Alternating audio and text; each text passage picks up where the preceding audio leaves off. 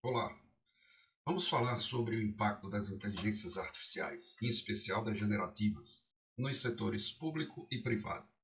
Sou Álvaro Pinheiro e vou estar com vocês aqui nessa apresentação que foi realizada no Clube de TI, que é um encontro realizado pela Sucesso, que é a Sociedade dos Usuários de Tecnologia de Pernambuco. Bom, hoje vivemos na quarta revolução industrial. Essa denominação ela foi colocada, né, na Convenção de Davos em 2016 por Klaus Schwab. Inclusive aconselho a todos, ou recomendo a todos, lerem esse livro, A Quarta Revolução Industrial, de Klaus Schwab. E aí eu já inicio trazendo essa frase do mesmo. Né? As mudanças são tão profundas na perspectiva da história da humanidade e nunca houve um momento tão potencialmente promissor ou perigoso. Então hoje a gente vive aqui na quarta revolução industrial, onde praticamente todo dia são divulgados, né, novos desenvolvimentos, né, com ferramentas geradas a partir da inteligência artificial, em especial das IAs generativas, que a gente vai falar mais especificadamente dessas inteligências artificiais. E para iniciar essa palestra, é interessante falarmos sobre o estudo que foi realizado pelo FMI, o Fundo Monetário Internacional, sobre os impactos da inteligência artificial na economia ou nas economias globalmente.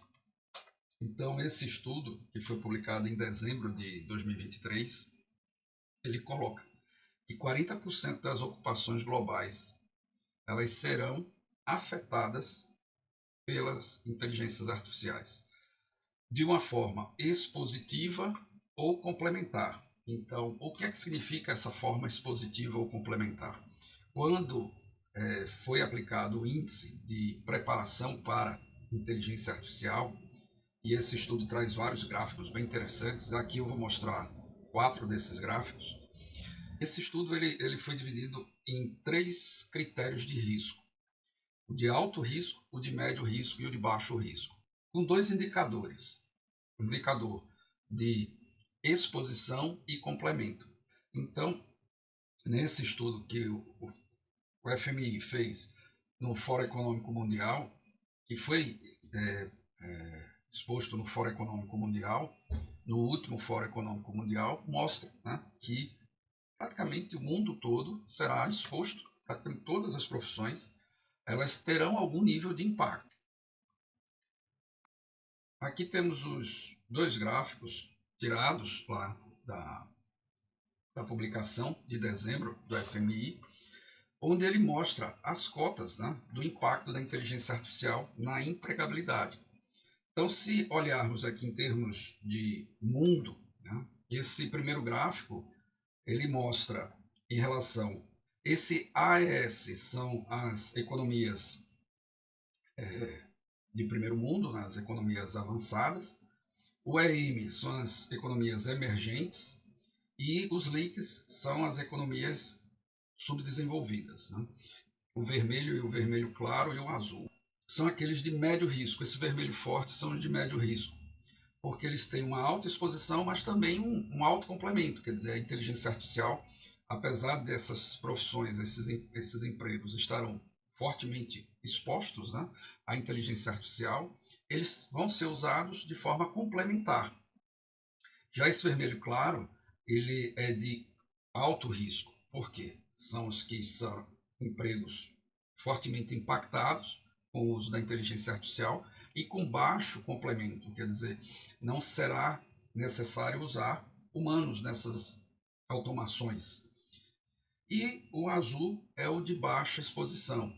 Essa baixa exposição não vai ter o impacto, significa que não haverá o impacto, né, em relação à inteligência artificial. E nesse primeiro gráfico a gente percebe então que as economias emergentes, né, elas estão em torno de 20% com o médio risco, mas também em torno de 20% das profissões em alto risco. E os 60% são as que não terão um impacto forte do uso da inteligência artificial. Já o segundo gráfico, temos a seleção de 6 países, né? O Reino Unido, os Estados Unidos, o Brasil, a Colômbia, a África do Sul e a Índia. E a gente percebe que nesse gráfico o Brasil fica em terceiro lugar em relação ao médio risco, o alto risco e o baixo risco, né? Lembrando que esse vermelho forte, o vermelho escuro, ele é o de médio risco. Significa que vai haver um impacto forte nas profissões, porém a IA sendo usada de forma complementar. Já o vermelho claro, vai haver o forte impacto da IA, mas sem necessidade de complementação, quer dizer, praticamente a IA fará o trabalho realizado por aqueles profissionais. E o azul é que é baixa exposição, a IA não vai afetar fortemente essas profissões. E o interessante nesse entendimento do FMI é que os trabalhadores, né, capazes de utilizar a inteligência artificial em suas profissões, em suas funções, eles, como consequência, irão aumentar a produtividade e, como consequência também, a melhoria salarial. Já os que não conseguirem, de acordo com o estudo, fazer o uso da inteligência artificial, provavelmente terão os seus salários estagnados. Nesse outro gráfico, a gente tem essa visão de quais profissões serão impactadas e como elas serão impactadas nesses 3 riscos, né? No alto, médio e baixo. Então, vamos concentrar aqui no gráfico do Brasil, né? Então, se observarmos, né, repetindo, o vermelho escuro é o de alta exposição com alto complemento. Então, são os de médio risco.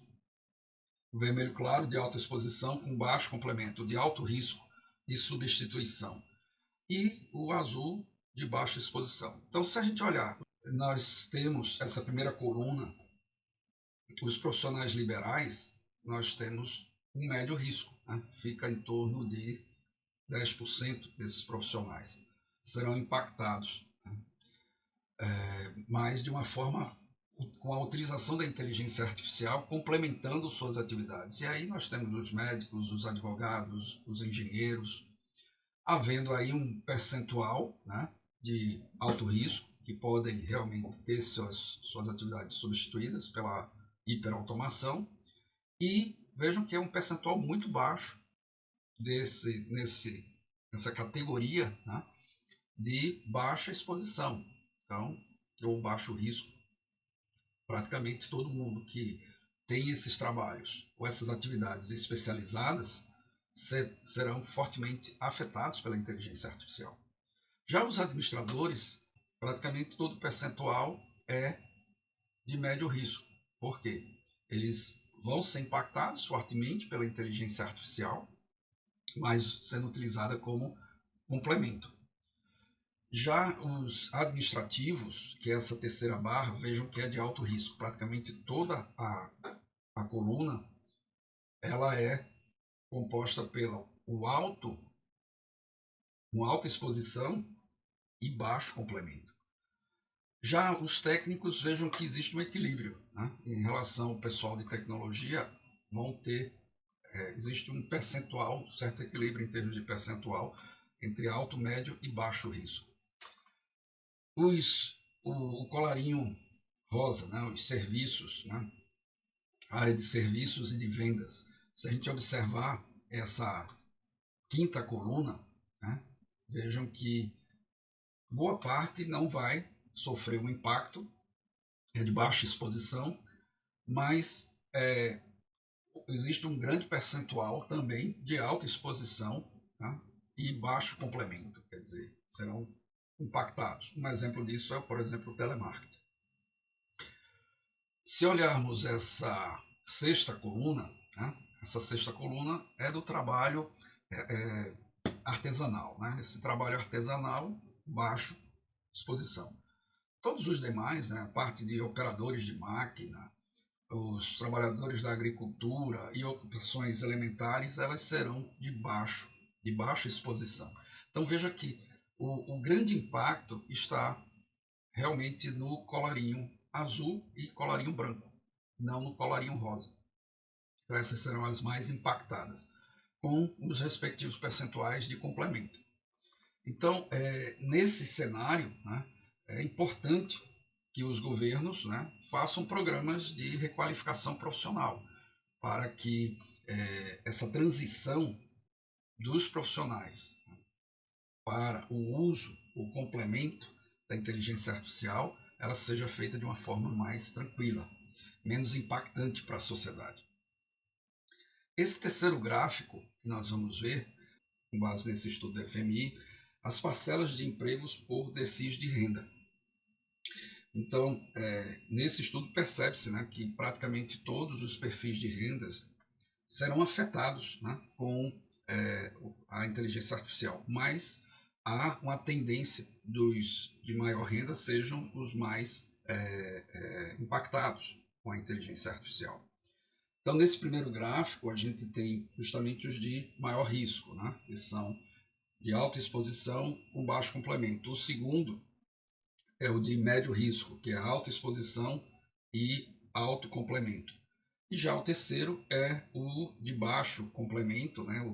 É o baixo risco, né? Também uma baixa exposição.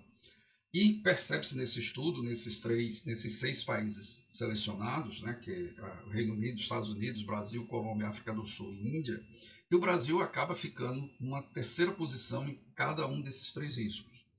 Então, esses empregos ameaçados, né, de deslocamento, são justamente o de alta exposição com baixo complemento.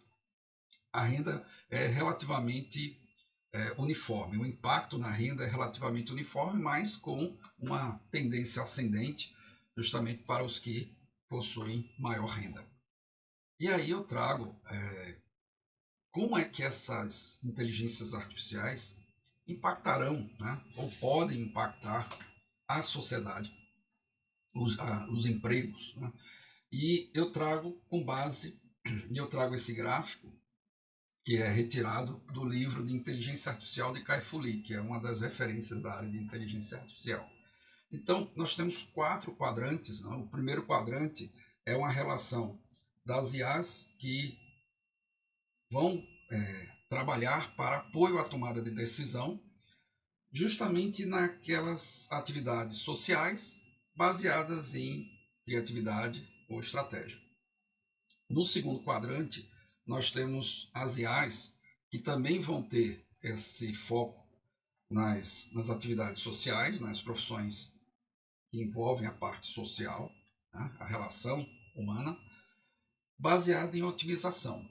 No terceiro quadrante, nós temos as atividades que são baseadas em otimização, mas não têm uma relação social, não envolvem a parte da sociedade ou trabalho social, né? São as profissões associais.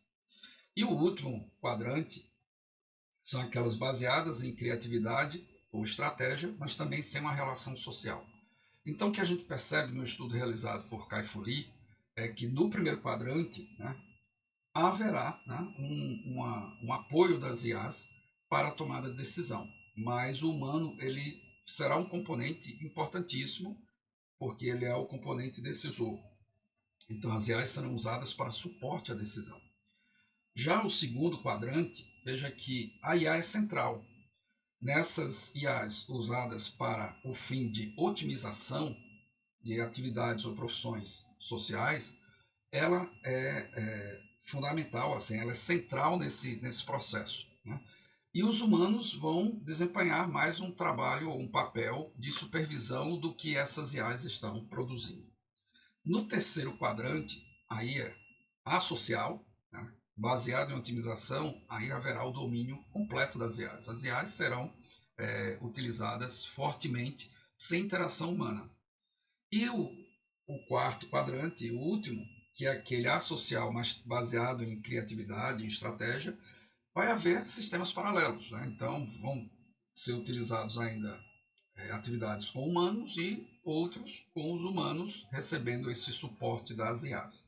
Então, se eu trouxer aqui exemplos disso, né, desse primeiro quadrante, né, que as IAs são fortemente usadas para apoio na tomada de decisão, mas o humano é o componente fundamental, a gente pode colocar aí a área de saúde, a área de direito. Então, as IAs vão ser utilizadas, como já são, para dar esse apoio na tomada de decisão, mas a decisão permanecerá sendo do humano.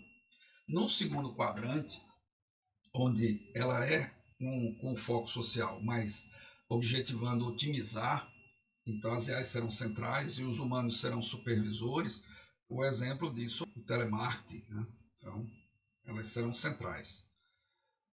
Já no terceiro quadrante, onde teremos o A social baseado em otimização, então aí é praticamente 100% IA. Né?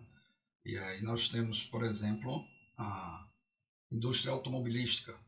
Ela praticamente pode ser toda automatizada. Já o quarto quadrante, onde temos aí a questão do A-social, mas trabalhando com criatividade ou estratégia, na elaboração de planejamentos, né, onde você terá aqueles realizados exclusivamente por humanos e também aqueles que vão estar humanos utilizando os retornos, né, das IAs. Entendido, né, que as IAs elas vão impactar, já estão impactando em todas as atividades, umas mais, outras menos, mas é interessante, é importante entender como é que estão divididos, né, essas IAs. Então, baseado em duas referências, né, da inteligência artificial, que é Russell e Norvig, no livro de inteligência artificial, tínhamos essa divisão básica, né, em 3 conjuntos. Né? Conjunto maior, que é a inteligência artificial, com 2 subconjuntos, que é a aprendizado de máquina, que é aquele subconjunto de inteligência artificial, e o aprendizado profundo, que é um subconjunto do aprendizado de máquina. Mas baseado no RAIN Government, a gente tem agora, vamos dizer assim, mais subconjuntos. Né? Dentro do Deep Learning, a gente tem um subconjunto do GenAI, aí nós temos os modelos de fundação. Um subconjunto dos modelos de fundação temos os LLMs, que são os modelos de linguagem, os grandes modelos de linguagem, e como um subconjunto final, nós temos as interfaces de usuário, que são as que normalmente são as referenciadas, né?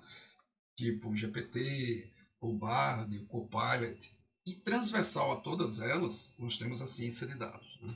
Ciência de dados é, vamos dizer assim, o componente que tem uma interseção em todos esses conjuntos.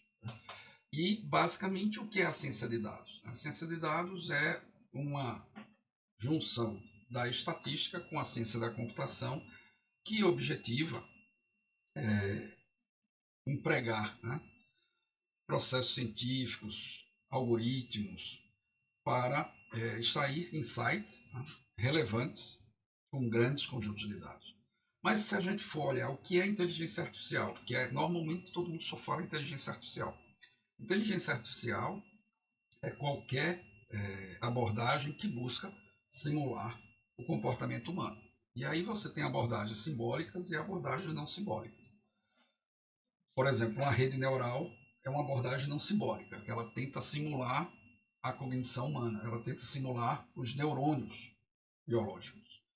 Então, ela faz uma série de computações matemáticas tentando simular essas sinapses biológicas.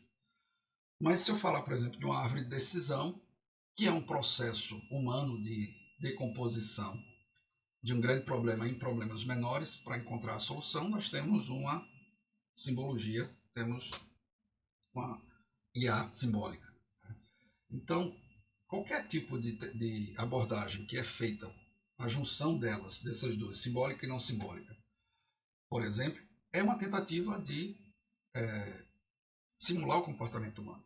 Mas quando a gente fala especificadamente de aprendizado de máquina, a gente está usando aí várias abordagens, que pode ser abordagem estatística, de enxames, evolucionária, neural, para aprender com dados. Então ela recebe um conjunto de dados e de forma indutiva ela extrai o conhecimento, a generalização com esses dados. Quer dizer, ela é diferente de uma programação tradicional, onde um programador ele escreve uma regra e baseado nessa regra o sistema ele entrega um resultado. Você entra com os dados, ele vai fazer a regra que foi computada, programada e vai lhe dar uma saída. Isso é uma forma dedutiva de resolver problemas. Só que tem certos problemas complexos que muitas vezes o humano não conhece a regra. Ele não tem certeza qual é a melhor regra. E aí é onde entra o aprendizado de máquina, onde essas regras são extraídas dos dados. Ele aprende generalizando. É a forma indutiva, podendo ser também abdutiva, quando você nem sabe o que você quer, porque a indutiva você sabe o que você quer e aí você pode fazer um aprendizado supervisionado, onde a saída você vai verificar se corresponde ao que você deseja, para verificar a acurácia, o aprendizado, ver o percentual de erro que aquela IA está tendo e aí treinar cada vez mais para que ela diminua esse percentual de erro. Já quando você não sabe, né, é o abdutivo, você não sabe nem o que é que você quer ainda, você está querendo descobrir informações com aquele conjunto de dados. Então é um aprendizado não supervisionado, onde você vai deixar o algoritmo matematicamente descobrir informações daquele conjunto de dados. Mas se eu for usar uma rede neural para fazer essa descoberta de dados, um grande conjunto de dados, a gente já chama isso de aprendizado profundo. E hoje existem modelos de redes neurais que usam algoritmos que foram propostos recentemente, tipo o transformador, que tem um nível de aprendizado não supervisionado, quer dizer, ele aprende com conteúdos gigantescos, com bases gigantescas de dados, e isso gera o que a gente chama de redes neurais generativas. Elas conseguem gerar dados com base no que ela aprendeu. Então, isso forma o que é chamado de modelos, chamados de fundação de modelos, né? Então, ela aprende com uma quantidade gigantesca de dados, num processo de aprendizado não supervisionado, onde basicamente é encontrar a melhor palavra, o melhor conjunto de palavras para aquela pergunta que foi feita. Esses modelos de fundação são usados para gerar esses grandes modelos de linguagem. Né? Esses grandes modelos de linguagem, eles são capazes de interpretar e gerar resultados de alta qualidade. E é isso que a gente vem percebendo hoje com as IAs generativas para texto, as IAs generativas para imagens e as generativas para sons. Né? E elas são utilizadas por essas interfaces de usuário, tipo o GPT, tipo o Bard e assim o Copilot. E para que essas IAs, sejam elas estruturadas ou generativas, servem? Elas nos são aplicadas na ciência de dados tanto para descobrir problemas que já aconteceram. Então, todas as organizações possuem uma base gigantesca de dados. Praticamente quase todas as organizações possuem uma base gigantesca de dados.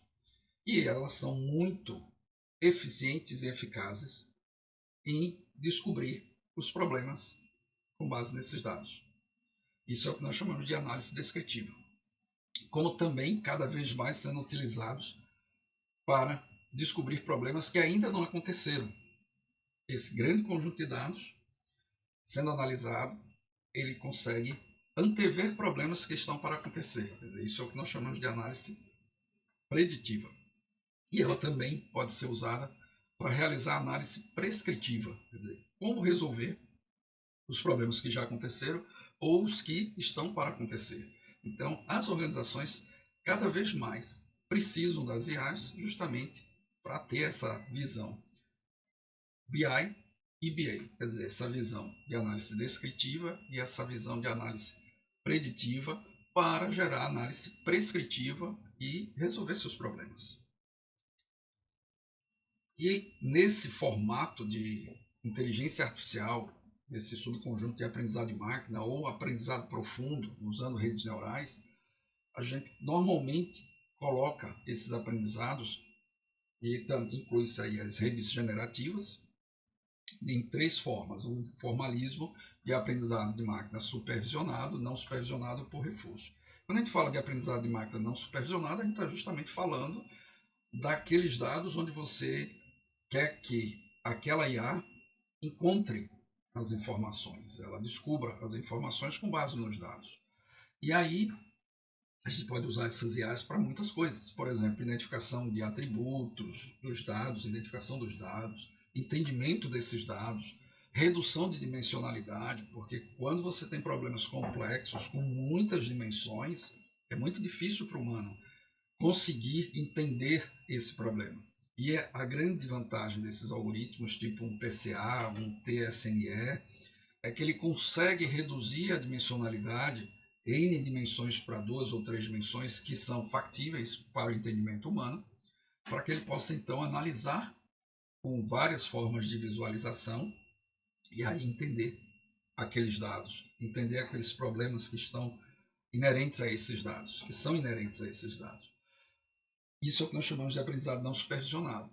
Quando nós conhecemos os dados e até conhecemos a problemática e sabemos como resolvê-la, e aí você quer entregar isso para uma IA, para que ela faça a solução dos problemas, né? Aí vamos para um aprendizado supervisionado. Quando você consegue, se você conhece os dados, você pode treinar uma IA para que ela faça aquilo que o humano faz. E aí, cada vez mais, esses trabalhos de alta exposição e baixo complemento serão substituídos por essas IAs.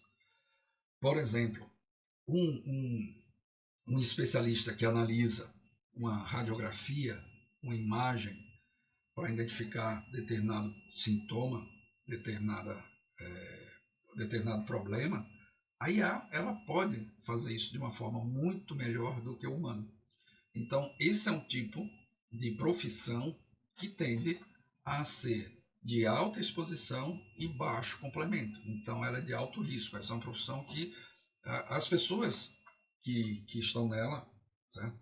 Elas vão ser deslocadas, inevitavelmente.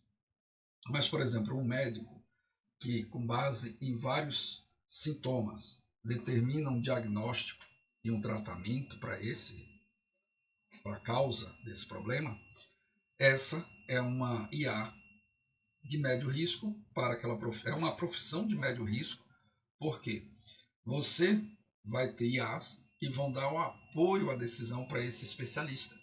E ele, com base no seu conhecimento, vai olhar aquelas opiniões daquela IA, né? O resultado, a entrega daquela IA e tomar a sua decisão. Então essas são as de médio risco, porque o deslocamento ele não vai acontecer de forma radical, né? Por exemplo, de médicos. E existe aí temos uma série de exemplos para o aprendizado supervisionado. O reconhecimento de objetos, reconhecimento de padrões, predições de comportamento. E para o aprendizado por reforço, talvez seja a forma mais semelhante ao aprendizado humano, porque é aquele aprendizado onde um agente interage com o ambiente, quer dizer, podendo ser uma pessoa interagindo com o sistema, você vai ter aí e uma série de profissões que tendem a serem deslocadas com o uso dessas IAs que vão aprendendo com a sua interação com o ambiente. Aí eu posso trazer um exemplo que é o robô que limpa as casas, mas trazendo esse exemplo básico, você vai para exemplos mais complexos, como os drones, por exemplo. São usados aí para decisões em tempo real, navegação de robôs, sistemas de recomendação. Praticamente todos os sites de e-commerce fazem uso dessa abordagem, desse formalismo, né, de aprendizado de máquina. Aquisição de conhecimento, os sistemas de gestão de conhecimento fazem forte uso do formalismo de aprendizado por reforço. E todas essas IAs, elas podem ser de qualquer uma dessas abordagens. Existem vários modelos de aprendizado estatístico, de computação evolutiva ou evolucionária, de inteligência de enxames, de redes neurais. Essas abordagens, elas, dependendo do modelo, pode ser mais apropriado para resolver um problema de associação, de agrupamento. Por exemplo, o aprendizado estatístico, ele é muito forte tanto no modelo, no tipo de aprendizado de máquina supervisionado como não supervisionado. Você tem vários modelos para resolver problemas de agrupamento e associação, que é o aprendizado não supervisionado, e vários modelos para resolver problemas de classificação e predição, que é um aprendizado supervisionado.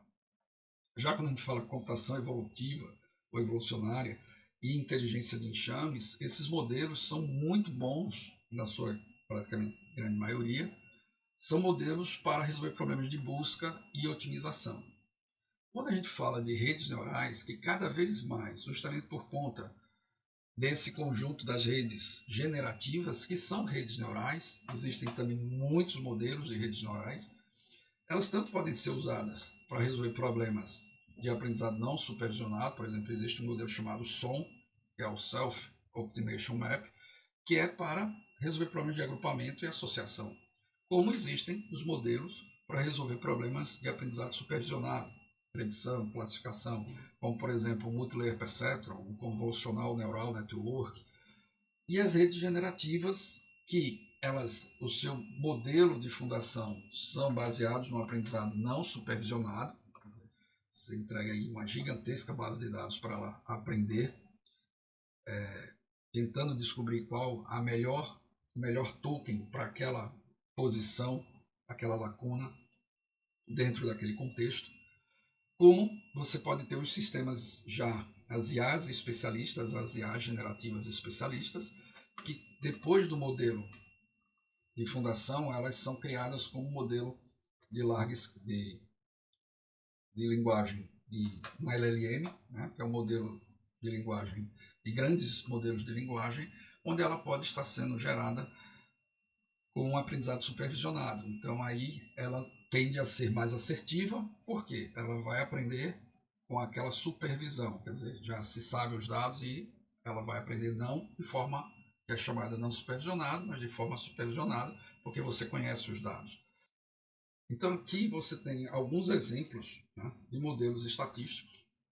Então nós temos Camis, HCA, Support Vector Machine, aqui alguns modelos do evolucionário. Nós temos o algoritmo cultural, a evolução diferencial, os algoritmos genéticos, alguns modelos de inteligência de enxames, por exemplo, o Artificial Big Colony, o Particle Swarm Optimization, Anti-Colony Optimization, são várias abordagens, são vários modelos baseados no comportamento da natureza, do coletivo da natureza. Por exemplo, PSO, o Particle Swarm Optimization, baseado nas partículas, o ABC das abelhas, o ACO das formigas, onde buscam heurísticas e que eram usados por aquele objeto de estudo, trazendo como uma meta heurística para resolver um problema dos mais gerais, usando aquela abordagem que aquele objeto de estudo usa para solucionar o seu problema específico. Os modelos de redes neurais, os chamados conexionistas, né, que são baseados nas sinapses biológicas, né, esses modelos eles vêm cada vez mais sendo aperfeiçoados, se mostraram os mais eficazes, né, na solução dos problemas, tentando simular o comportamento humano. Então, tanto que as redes neurais generativas são baseadas em modelos de redes neurais. Né? As generativas são baseadas nas redes neurais. Então, você usa aí ponderações com funções de ativação, podendo ser das mais simples, tipo uma função afim, a funções mais complexas, como uma softmax, e entre elas usando aí, por exemplo, a tangente hiperbólica, uma ReLU, Lick-ReLU, uma sigmoide, buscando, então, nessa computação matemática, simular as sinapses biológicas. Basicamente, o que se faz nessas redes neurais é tentar simular o comportamento do cérebro. Né? E aí chegam essas redes generativas, né? As GenAIs. E vemos, então, que esses modelos cada vez sendo treinados com 1 zilhão de dados, né? Com essas bases gigantescas. Tanto que, se olharmos nesse gráfico produzido pela Life Architect, vemos aí modelos que hoje trabalham com trilhões de parâmetros. É importante entender que parâmetro é diferente de hiperparâmetro. Hiperparâmetros são as configurações que você faz numa rede para fazer os ajustes finos, né, os fine tunes. Esses normalmente aí são uma média de 20 a 50 parâmetros, melhor dizendo, hiperparâmetros por modelo.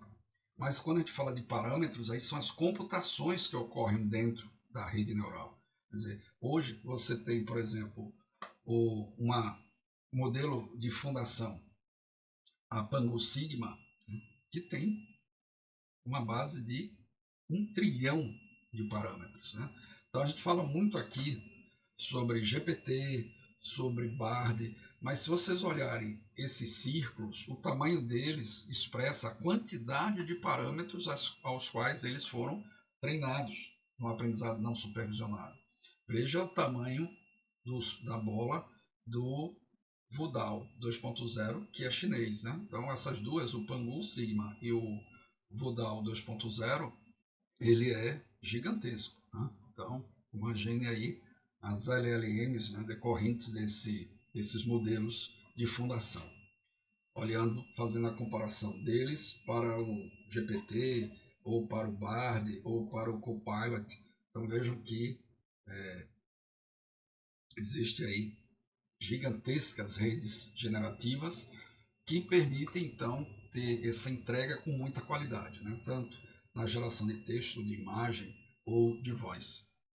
E nesse gráfico, né, publicado pela Gartner em 2023, nós temos aí uma série de tecnologias, né? E essas tecnologias mostrando aí, com base no estudo da instituição, quando provavelmente elas vão estar, vamos dizer assim, no nosso cotidiano. Se olharmos, né, essas duas que eu marquei aqui, a Neurosymbolic AI e Artificial General Intelligence, que é justamente a inteligência artificial geral, e aquela neural inteligência que busca fazer um híbrido entre os modelos simbólicos e não simbólicos, há como ele é esse triângulo, uma previsão que daqui a um pouco mais de 10 anos nós tenhamos essas IAs. O que é uma inteligência artificial geral? Essa inteligência é aquela que será capaz de resolver problemas com múltiplas habilidades e também resolver problemas ambíguos e também tendo um senso crítico. Nenhuma das IAs hoje tem essas características. Essas são características únicas e exclusivamente humanas. Resolver múltiplas habilidades, resolver problemas ambíguos com facilidade e fazer uso de análise crítica com base nos seus problemas analisados é uma característica que as IAs não conseguem ainda ter. Mas há essa previsibilidade, né, por conta dos estudos realizados pela Gartner, que em pouco mais de 10 anos nós chegaremos a essas IAs. Então aí nós teremos IAs que realmente irão competir com as habilidades humanas. Hoje, as IAs que nós temos, por melhor que aquela IA seja naquele modelo LLM dela, ela resolve ela tem uma única habilidade. Então ela é muito boa em analisar dados específicos, né? Enquanto que o homem é muito bom em analisar múltiplos problemas, né? Que é essa habilidade de resolver múltiplos problemas. Mas se olharmos esses dois, né, a Generative AI e os modelos de fundação, os Foundation Models, nós já estamos neles. Então já é uma realidade. Enquanto que o Gartner colocou isso em 2023 para 2 a 5 anos, já estamos vivenciando fortemente os impactos das IAs generativas e dos modelos de fundação. Então, qual é a diferença, né, em relação a nós, máquinas de carbono, os seres biológicos, com as máquinas de silício, né, as inteligências artificiais? Porque se olharmos em relação às habilidades, as IAs elas são muito boas uma por vez, enquanto nós temos essas habilidades múltiplas simultaneamente. Se olharmos em relação à automação, essas IAs são melhores, mas em relação à autonomia, nós somos melhores. Elas são muito boas para fazer análise em grandes volumes de dados, mas nós somos melhores nas análises de ambiguidade. Elas são muito rápidas em relação ao processamento, porém, nós temos uma análise crítica muito mais aguçada. E ela, a base das IAs é a razão, enquanto a nossa base é a emoção. Então, esses são as 5 características que distinguem bem a necessidade do uso do homem como a IA sendo seu apoio. Então, quando a gente fala do médio risco, né, que é alta exposição com baixo complemento, justamente porque, apesar dela, a IA ela ter essas características, poder analisar melhor uma imagem do que o humano, mas a tomada de decisão melhor ainda é do humano por essas várias características de habilidades múltiplas, de autonomia, de análise de ambiguidade, do pensamento crítico e o fator emoção. E aí entrando até nessa questão jurídica, né, de uma tomada de decisão, não entregar a tomada de decisão de um juiz para uma IA. Mas quais são os problemas que estamos enfrentando já? Esse é um artigo, Generalização Fraca e Forte, publicado em 2023 pela OpenAI. Então, no início das redes generativas, 2018, 17, 2018, o humano ele era o supervisor desses modelos de fundação que geram esses grandes modelos de linguagem, as LLMs. Mas isso na versão, por exemplo, GPT 1.0, 2.0. Hoje, na versão 4.0, 3.5, 4.0, essas IAs elas cresceram de forma gigantesca, que é difícil para um ser humano ser o supervisor dessas IAs. Então, há uma tendência para esses próximos modelos de linguagem que irão ser disponibilizados, é que esses novos modelos de linguagem eles sejam supervisionados por outros modelos. Então, por exemplo, um GPT-2 irá supervisionar um GPT 5.0, porque fica muito difícil para o ser humano fazer uma supervisão de máquinas que estão cada vez com um conteúdo gigantesco que entrega com cada vez mais qualidade, mas que você precisa explicar aquela entrega. Então fica difícil essa explicabilidade. E aí vem esse gráfico que é bem interessante, da Time Magazine, publicado também no ano passado, onde a gente tem o desempenho, né, das habilidades humanas e como essas IAs estão já superando esses desempenhos. Então, nessa evolução de 2000, esse estudo até 2020, ou até 2022, 2023, a gente percebe que, se olharmos essas várias habilidades, né, por exemplo, reconhecimento de escrita, de imagem, de fala, compreensão da leitura, compreensão da linguagem, essas habilidades específicas, essas IAs já superaram uma. E estão perto de superar as outras, como conclusão de bom senso, matemática e geração de código. Quer dizer, a probabilidade que em 2025 essas IAs já superem também os humanos nessas habilidades. E quais os problemas que a gente pode resolver? Né? Praticamente todos os problemas podem ser aplicados em inteligência artificial, mas há um custo alto na aplicabilidade dessa inteligência artificial. Então é interessante que o uso desse recurso tecnológico ele seja feito para problemas complexos. Então, as IAs são muito recomendadas para problemas de agrupamento, associação, classificação, predição, busca, otimização, reconhecimento, recomendação, criação e suporte agora com as redes generativas. Então, há uma tendência cada vez maior que todas as atividades que usem suas habilidades para resolver esses tipos de problemas, elas sofram essa alta exposição com baixo acoplamento em relação à IA. E como fazer isso dentro de uma organização? É usando ciência de dados. Né?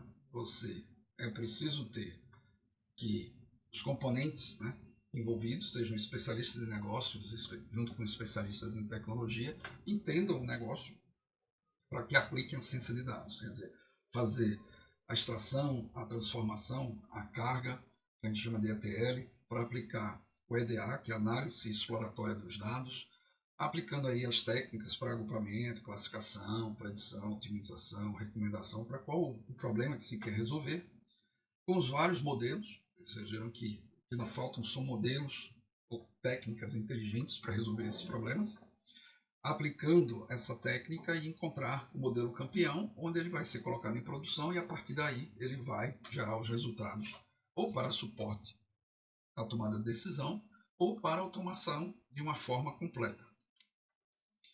Em que ferramenta? Bom, vocês podem ver nessa figura que não faltam são ferramentas. Inclusive essa figura é de 2021 porque não tem como num slide só colocar todas as ferramentas que já existem agora em 2024. Um slide não seria suficiente.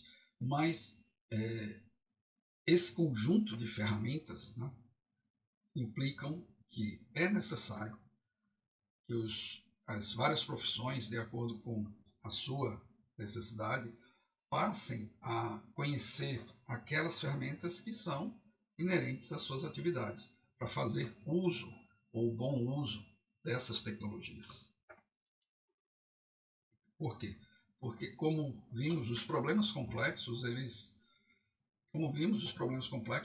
possuem muitas dimensões.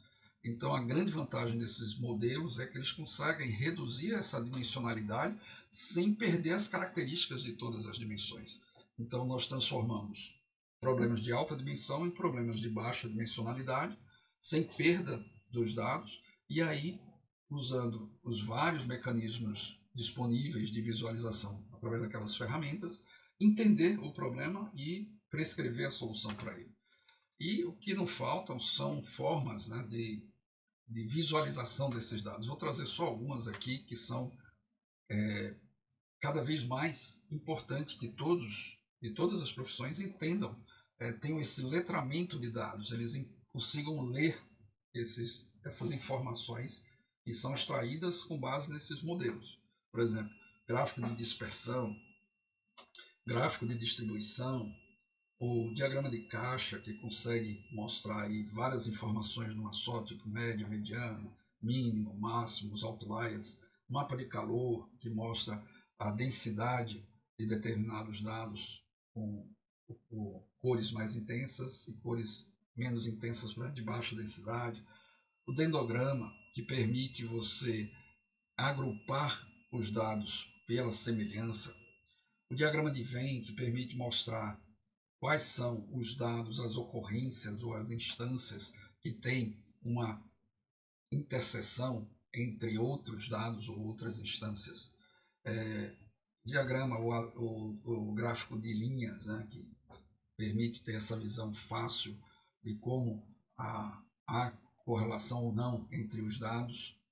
O diagrama de Pitágoras ou o diagrama de árvore de decisão, o gráfico de árvore, que permite mostrar uma representação simbólica, como uma determinada decisão foi tomada, usando o princípio de um grande problema ser subdividido em problemas menores até chegar na solução.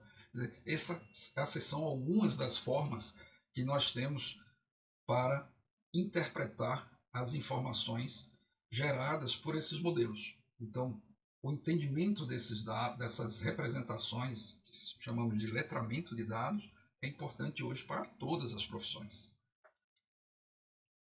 E aqui um exemplo desse modelo de rede neural que resolve problemas de agrupamento ou de associação, que a gente chama de som. Então você tem uma visualização gráfica do resultado do modelo, quer dizer, agrupou os dados pela semelhança, usando o modelo de uma rede neural, onde ele ativou os dados que são semelhantes, colocando esses dados numa representação gráfica. Aqui, por exemplo, nós temos um modelo estatístico, que é o Support Vector Machine, que separa, classifica os dados no hiperplano e essa classificação dos dados é exibida naquelas visualizações de dados. Aqui um exemplo de uma rede neural. Então, internamente, como é que essas redes neurais funcionam? Elas tentam simular as sinapses biológicas através da entrada de dados, aplicando aí uma ponderação, que é a soma da multiplicação do dado pelo seu peso. Isso vai para esses nós, que representam aí um neurônio, tentam simular um neurônio, seriam os neurônios artificiais, onde tem uma função de ativação, de acordo com o dado, aquele neurônio vai ser ativado ou não, e o dado vai ser passado. Isso, quando esse resultado sai, é verificado se o dado que saiu é igual ao dado desejado. Se não for, aí se utiliza uma fórmula, pode ser a derivada da função, para recalcular os pesos e prossegue-se o processo, ou repete-se o processo, até que a sinapse ocorrida ela corresponda ao dado desejado. E aí ela aprendeu. Basicamente é tentando simular como as nossas sinapses ocorrem biologicamente para gerar um aprendizado. E essa abordagem neural ou conexionista, ela se mostrou muito eficaz. E hoje, com esses grandes modelos de linguagem sendo utilizados pelas Big Techs, que possuem cada vez processadores melhores, também cada vez mais eficientes. Então, basicamente, essas redes neurais elas tentam simular o nosso cérebro, as sinapses, né? As nossas conexões neurais. O objetivo é o quê? Qual o objetivo de tudo isso? Gerar um ganho para as organizações, tornar essas organizações mais eficientes, mais eficazes, para alcançar a efetividade de suas organizações.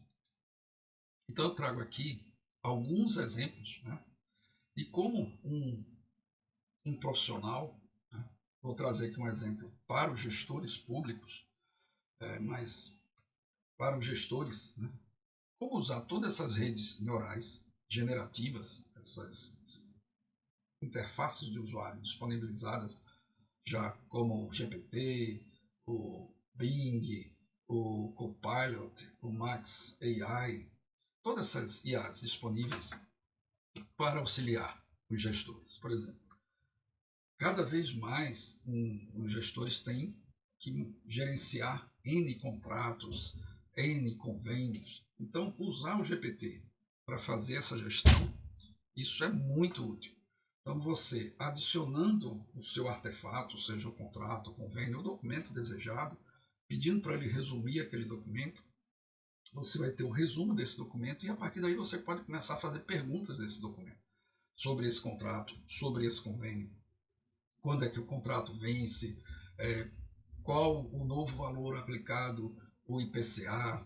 Então, fica muito mais fácil de gerir todos os contratos com o uso dessas ferramentas. Um outro exemplo aqui é usando o Copilot da Microsoft, que usa por baixo o GPT. Né? Então, um gestor ele tem que produzir N tipos de documentos, convênios de cooperação tecnológica, redigir minutas, e muitas vezes, às vezes o gestor vai nunca produziu um documento de cooperação tecnológica, mas ele tem os parâmetros os quais aquele processo tem que ter, ele faz a minuta, rascunha, faz o rascunho do documento e depois pede para a IA gerar aquele documento no formato o qual ele deve ter. Então, o que a IA vai fazer é fazer a correção ortográfica, porque não tem como o humano ser melhor do que essas IAs em relação à ortografia, seja qual for a língua que você está escrevendo, e formatar no padrão que o mercado atualmente utiliza. Então, assim, essa é uma forma muito prática do uso da IA para deixar os documentos nos formatos e na correção ortográfica da sua língua. Resumos, né? Otimização. Você, às vezes, como gestor, você tem que analisar N documentos, tem que escutar N reuniões, gravações de N reuniões. Aqui é um exemplo de uma IA chamada maxai.me, que você pode pegar um vídeo de 2 horas, por exemplo, e ela resume em segundos esse vídeo. E aí você depois começa a fazer as perguntas sobre o vídeo. Então, assim, a praticidade de você entender aquele conteúdo sem passar horas e horas escutando, reouvindo, é muito prático. Resumos, né? Os mais diversos, hoje todas essas ferramentas permitem resumir. Às vezes você pega e-mails, o gestor recebe e-mails gigantescos, você precisa saber exatamente os tópicos chaves. Aqui usando a mesma ferramenta, maxai.me, você resume nos tópicos chaves e depois você começa a perguntar sobre os tópicos que lhes são relevantes. Pesquisa, né? Hoje em dia, fazer pesquisa da forma que fazíamos há pouco tempo atrás, de ir no Google, colocar suas palavras-chave concatenadas pelos operadores para você tentar filtrar o máximo possível, palavra-chave e não palavra-chave, quer dizer, usar os operadores lógicos. E mesmo assim você tinha uma montanha de sites, onde os primeiros normalmente não eram os mais relevantes, mas sim aqueles que as organizações pagavam para ficarem na cabeça do retorno, forçavam você a ter que entrar em vários sites, muitos que não eram com informações que eram interessantes. Hoje você vai para uma ferramenta dessa de busca, tipo um GPT, tipo um Bing, coloca a sua pergunta e ele vai fazer esse trabalho lhe trazendo essas informações. Por mais que existam pessoas que critiquem, dizendo, mas as fontes não são fidedignas, isso é a resistência natural da mudança. E também a evolução desses modelos, que é constante, cada vez mais esses modelos vão fazer entregas melhores. É importante analisar o retorno? Você não pode confiar cegamente no retorno. Se você principalmente não tem domínio sobre aquela área. Se você tiver domínio na leitura, você já vai ter o entendimento se está conforme ou não. Mas a tendência natural é que esses retornos sejam cada vez mais confiáveis, cada vez mais de maior qualidade. E eles otimizam muito o tempo de busca. Por fim, apresentações. Alguns podem até, alguns contatos, alguns mais próximos, eu enviei esse ano um cartão virtual, né? Uma apresentação. Quem se acessar o meu canal no YouTube, vocês vão ver essa mensagem de Feliz Natal e Próspero Ano Novo, gerado por uma IA, através dessa ferramenta, a DID, que permite você colocar uma foto estática com o seu texto e ela faz a leitura, movimenta a imagem, que é o seu avatar, e transfere aquela informação via voz. A tendência é que essas IAs que animam essas imagens também, gerando esses avatares, cada vez fiquem melhores. As IAs de voz, tipo o DALL-E, que a Microsoft tem o DALL-E para gerar imagens e o VALL-E para gerar voz. Quer dizer, em poucos segundos, passando para ele uma voz, ele aprende a entonação, aprende o tom de voz daquela pessoa. Então, cada vez mais, usar esses recursos para gerar apresentações vai ficar também comum. Inclusive na China, um canal de notícias usa um apresentador que é um avatar. Então ele está lá fazendo a apresentação 24 horas por dia das notícias relevantes da China, sendo não um repórter, mas um avatar que cada vez tende a ser mais realístico.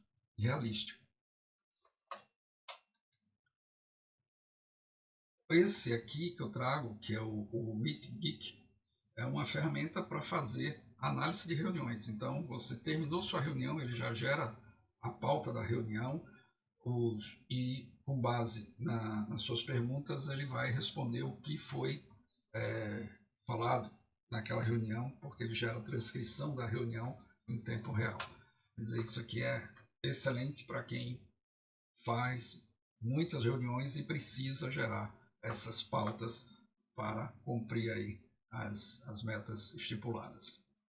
E por fim, eu trago aqui uma lista de leituras e alguns filmes no próximo slide que eu recomendo para todos que queiram fazer essa transição de uma forma mais tranquila, né, em relação à inteligência artificial, em relação à ciência de dados.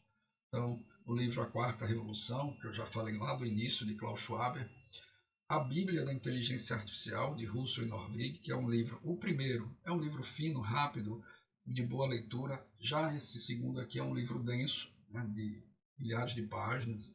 É um livro de referência, quando você tiver alguma questão sobre inteligência artificial, esse é o livro que a maioria das universidades usam como referência.